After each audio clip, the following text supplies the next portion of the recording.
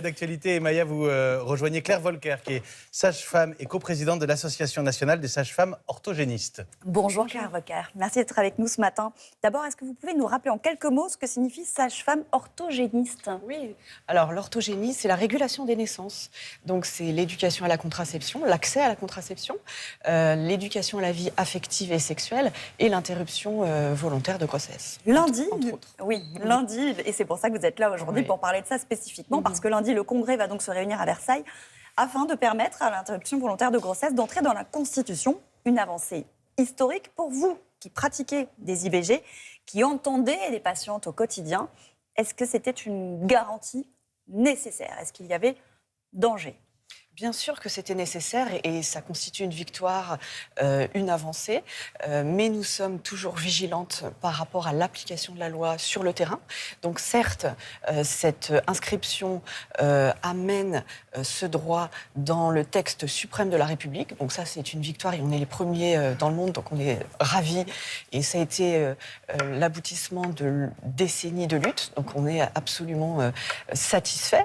Mais néanmoins, nous restons vigilantes et vigilants sur l'application de la loi sur le terrain, au quotidien, il faut dans pouvoir tous les rendre territoires de la République.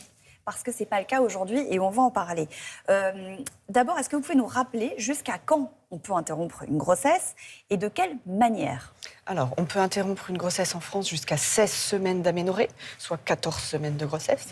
Et cela depuis la loi de mars 2022 qui a augmenté le délai de 15 jours. Donc aujourd'hui, c'est 16 semaines d'aménorrhée. 16 semaines. Et de quelle manière peut-on pratiquer De deux manières. l'IVG? L'IVG médicamenteuse, c'est-à-dire que la patiente prend des médicaments et c'est par ce biais qu'elle va avoir son interruption. Et l'autre manière, c'est la méthode instrumentale ou chirurgicale. Donc ça, qui pratique ces IVG et dans quel cadre? L'IVG médicamenteuse, on a entendu, c'est à la maison. Et pour l'IVG instrumentale? Alors, l'IVG médicamenteuse, ça peut être à la maison, jusqu'à 9 semaines d'aménorrhée. Mais au-delà, c'est dans un centre de santé, un établissement de santé. Oui. Ces prises en soins sont réalisées par des professionnels de santé, type médecin généraliste, gynécologue, obstétricien et sage-femme. L'IVG instrumentale se fait dans un établissement de santé ou un centre de santé. Et est-il vrai que la moitié des IVG sont pratiquées sur des femmes qui sont sous contraception? Vous avez raison de le dire, 40 à 60% des femmes qui sont en demande d'IVG sont sous contraception. Donc ça, ça va à l'encontre d'une certaine idée reçue. Et c'est pas si simple pour une femme de contrôler sa fertilité. 17% des patientes pratiquent un avortement en dehors de leur département aujourd'hui. Oui, c'est vrai. Pour quelle raison? Oui, c'est vrai, parce que c'est comme on disait en préambule, l'accès sur les territoires n'est pas si simple et parfois assez complexe en termes de parcours des patientes. Et puis, les patientes peuvent être confrontées à des objecteurs de conscience qui refusent de pratiquer cet acte à certains termes. Ça veut dire quoi? Attendez, des médecins ou des sages-femmes qui, à un moment donné, des professionnels de santé qui peuvent être médecins ou sages-femmes qui, effectivement, appliquent la double clause de conscience qui est appliquée à l'IVG. Et c'est le seul acte médical, d'ailleurs, qui est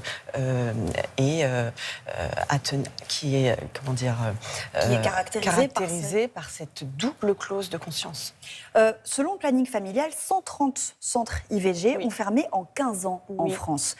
Comment on l'explique? C'est parce que c'est dans des déserts médicaux, au même rythme qu'une maternité ferme, on ferme aussi un centre IVG, ou c'est plus compliqué que ça? Effectivement, il y a aussi les déserts médicaux en France qui font que c'est pas toujours évident de maintenir ouverts tous ces centres.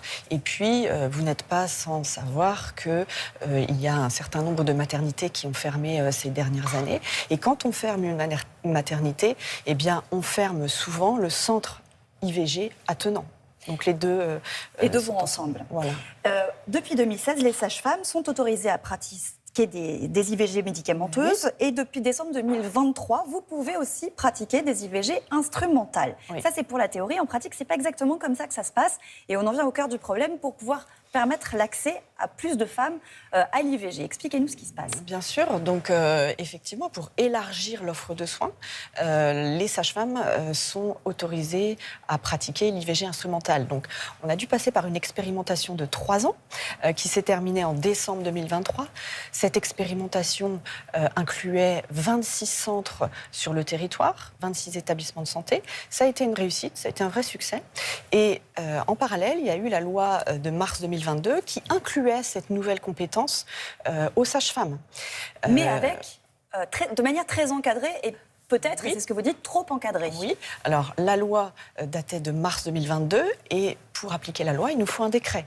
Et le décret est arrivé en décembre 2023 suite aux résultats de l'expérimentation, suite à la fin de l'expérimentation. Et nous avons été un peu surpris, un peu insatisfaits, on va dire, du contenu du décret. Étant donné que l'expérimentation avait été une réussite, eh bien, paradoxalement, le décret inclut et amène des conditions excessivement... C'est-à-dire, pour que ce soit clair, il faut la présence de 3 médecins autour de vous, c'est ça ? restrictives, 3 médecins, voire un 4e potentiel. Et ce n'est pas forcément tenable dans tous les établissements de France. Parce que c'est une opération qui est compliquée, qui peut avoir des complications ? C'est une intervention qui n'est pas ultra complexe, qui est plutôt simple et qui est moins à risque qu'un accouchement à terme. Je rappelle que 80% des accouchements sont pratiqués par les sages-femmes en France en établissement de santé et qu'une IVG instrumentale est moins à risque.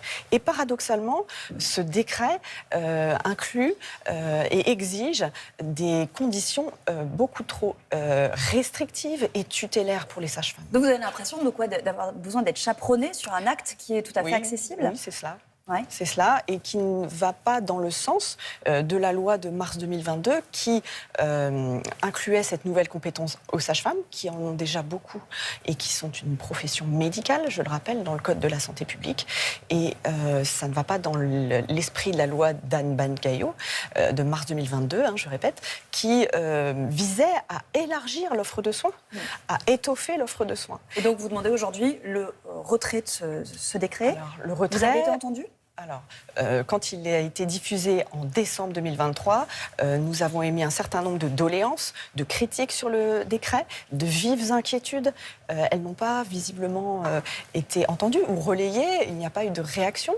Et c'est pour cette raison qu'à ce jour, pour faire avancer les choses, pour permettre à nos concitoyennes d'accéder à ce soin sur tous les territoires de la République, nous contestons ce décret auprès du Conseil d'État. Donc l'ANSFO, l'Association nationale des sages-femmes orthogénistes, à l'instar d'autres organisations, l'ANSIC, la CADAC, le planning familial, et nous sommes soutenus par le collectif Avortement Europe. Et nous espérons avoir gain de cause pour nos concitoyennes. Eh bien, peut-être serez-vous entendu aujourd'hui, on l'espère. Merci beaucoup, Claire Merci à Volker.